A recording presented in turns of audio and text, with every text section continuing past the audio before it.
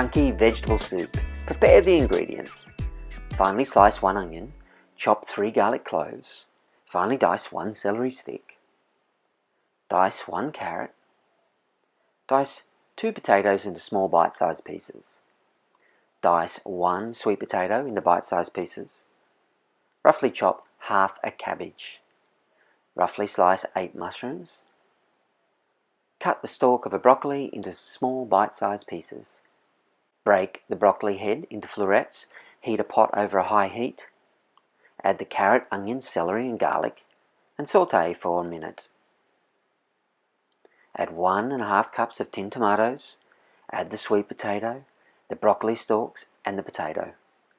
Add 1½ cups of pinto beans, add the cabbage, add the mushrooms and the leaves 3 thyme sprigs. Add the tablespoon of marjoram leaves, add 4 cups of vegetable stock and stir well. Cover with a lid. Bring to the boil and cook until the potatoes are soft. Shred 2 large spinach leaves. When the potatoes are soft, add the broccoli and add the spinach. Taste for seasoning and serve.